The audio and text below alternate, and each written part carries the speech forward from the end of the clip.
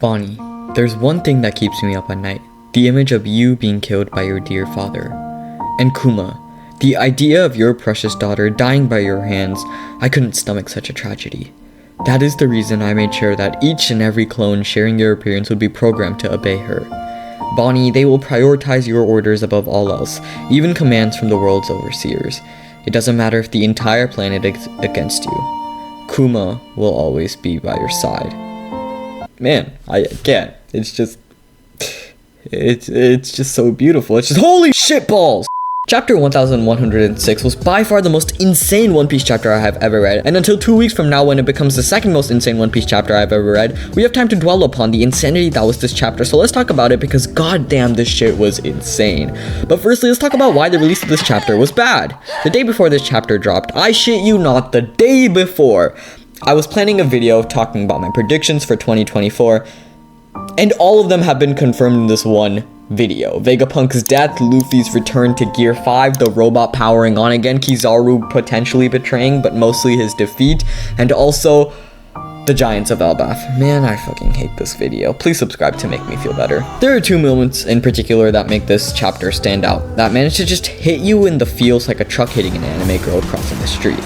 Firstly, the line, "It doesn't matter if the entire planet is against you, Kuma will always be by your side." You know for a fact that when Oda wrote this, he dropped the pen and put his hand straight into the freezer because holy shit, this is the hardest line he's dropped in a while. The singular line made me break down in tears. Kuma and Bonnie's backstory has put me through a shit ton of emotions, and when Kuma finally punched Saturn, I thought we were free from the emotional chokehold their father-daughter relationship had on us, and then boom, Oda drops this. The fact that all forms of Kuma will always be there for Bonnie just shows how Kuma will always in some form be there for Bonnie, no matter how far, no matter how close to breaking down he is. Kuma will always be there for his daughter, and from just these couple of chapters, I think it's clear that Kuma is the best dad ever. This type of father-child bond just hits so goddamn hard, and to see the lengths Kuma would go to protect his child is just so goddamn heartwarming. And let's not forget Vegapunk, who's by far one of the most wholesome characters in the show. The fact that he would go against the most powerful people in the world for one man and his daughter shows how just incredibly nice he is, and this man genuinely has one of the biggest hearts in the entire show. And the second emotional moment that makes the chapter so goddamn good is this singular panel of Bonnie looking at Luffy in Gear 5.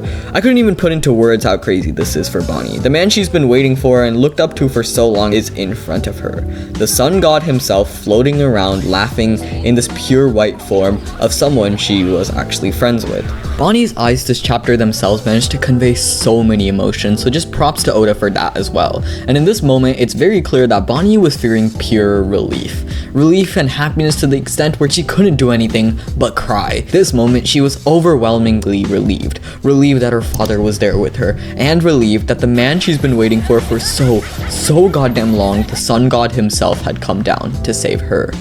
I don't get how some people look at this shit and think that Gear 5 is bad. Gear 5 may not be the most intimidating, but is genuinely one of the best power-ups ever made. It carries so many emotions behind it, and the entire point of Gear 5 is to free those who suffer. A transformation like Gear 5 is goofy, yes, but that's the point of it. To make others laugh and to spread joy around the world, that is Luffy's very purpose in this world, and holy shit does this panel make me think about just how much potential Gear 5 has. I mean, like, think about it, right? Think about the day when Luffy finally pops up like this to free the slaves on Marijois. The moment will be so goddamn good. But moving on from emotion, let's talk about big dicks. What? Moving on from emotion, let's talk about big dick energy. Wow, that was a stark change. This chapter made me realize once more that Luffy is an emperor.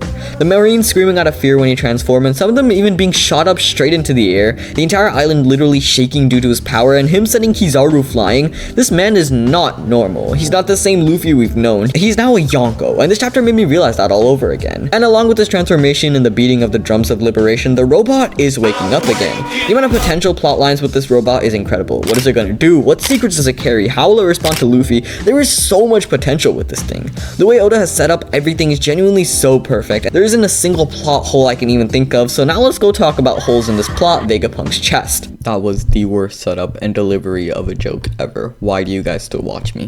This chapter may have signaled the end for Vegapunk, and by may have, I mean Vegapunk probably isn't walking away from this fine. If it was anyone else, I would have believed there's a chance because it's One Piece, but like considering it's Saturn, I don't think Vegapunk is gonna make it out of this alive.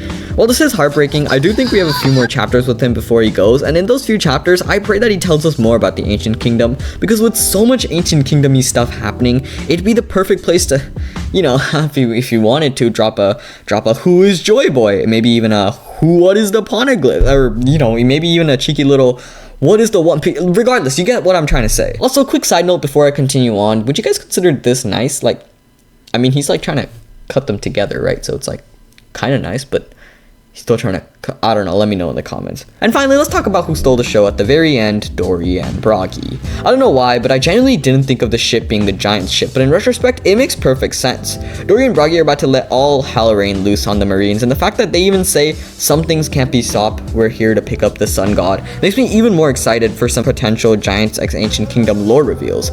Also, it's just nice seeing familiar faces again.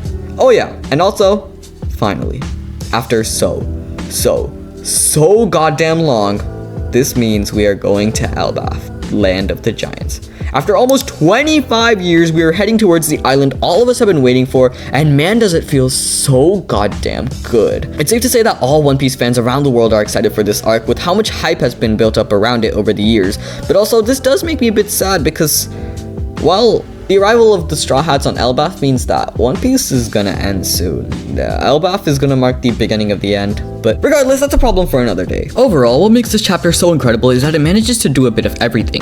It sets up future story arcs, brings back old characters, and makes us excited for bigger conflicts, makes us fear for the future, and while it doesn't show Zoro's badonkers, it still manages to do a lot. This chapter is genuinely so filled with plot and emotion and so much content, and it does so much in only 20 pages, which is just further testament to Oda's skill. This chapter is genuinely so goddamn incredible. Overall though, that's it for me. Thank you for listening to my rant.